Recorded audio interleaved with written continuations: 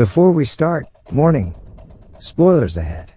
Today, I'm going to explain a 2017 Korean crime thriller movie called VIP. The movie tells the story of a handsome psychopath who is suspected of committing serial murders and rapes around the world, and is chased by South Korea, North Korea, and the CIA. Following a string of brutal murders, a weary South Korean detective homes in on a suspect, the son of a high-ranking North Korean official. The story starts on an empty street in North Korea. A teenage female student is walking alone on the side of the road.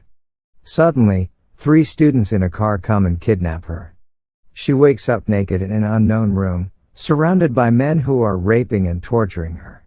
It turns out that they are a gang of psychopaths who have also killed her whole family. The gang leader, Kim Kwang-il, comes to her to finish her. He strangles her with a string of wire. A North Korean officer, Lee Dae-bum, is investigating this heinous crime. He and his team gather evidence at the crime scene, only to find out the horrifying things that the psychopaths have done to the girl's family. He already has a suspect, but when he reports it to his superior, he is asked to let it go. It seems like his superior is hiding something. He even gets demoted and moved to another place. 3 years later in South Korea, the police found a dead body of a girl with signs of rape and torture. Similar murder cases have happened several times recently in South Korea, but the police have not found the serial killer yet. This makes the local residents anxious and pushes the police to find the killer.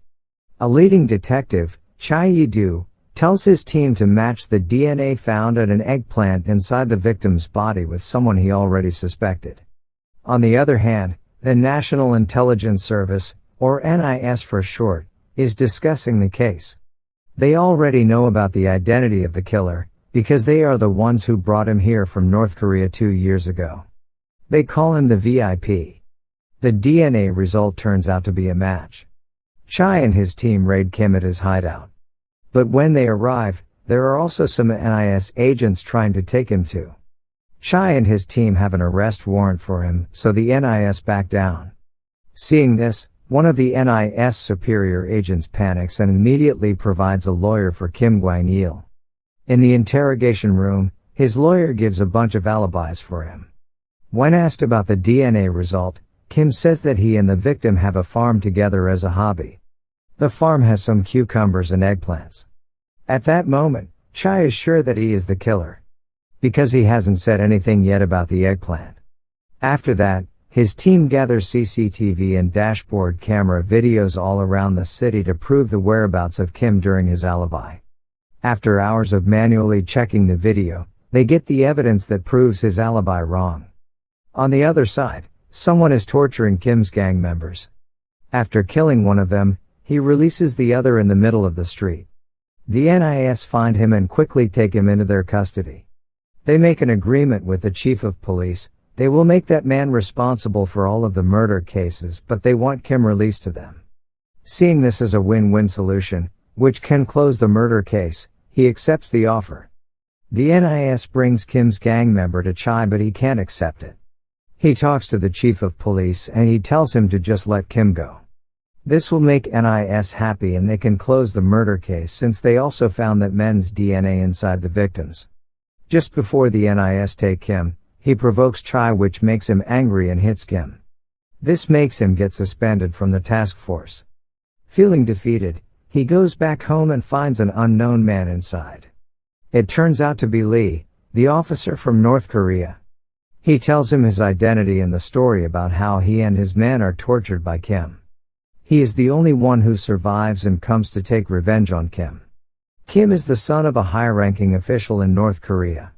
Because of that, he couldn't touch him. But now his father has been arrested, so if he brings Kim back to North Korea, they will arrest him too.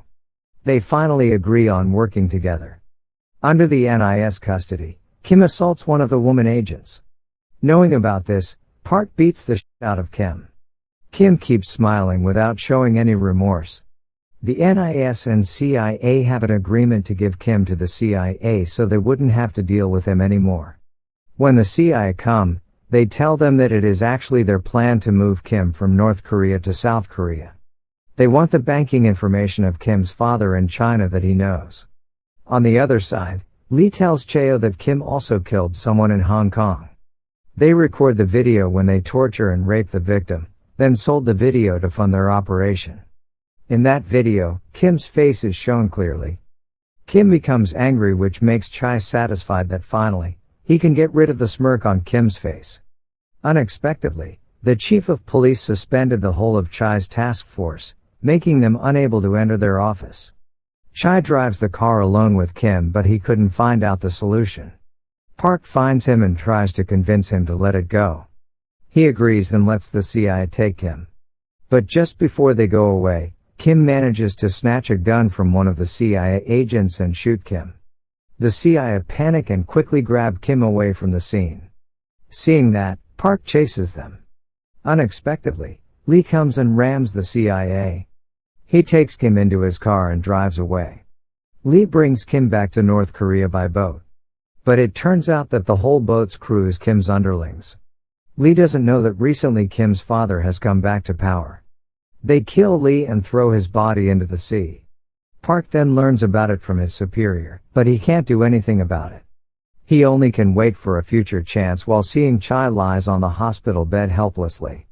5 years later in Hong Kong, Park is hired by the CIA to take Kim into their custody.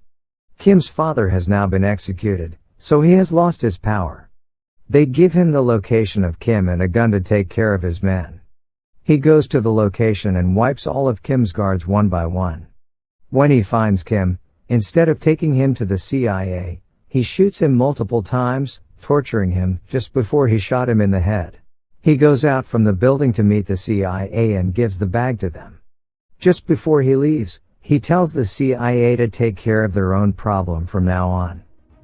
Make sure to subscribe and turn on notifications so you can watch more videos like this. Thanks for watching, and see you next time.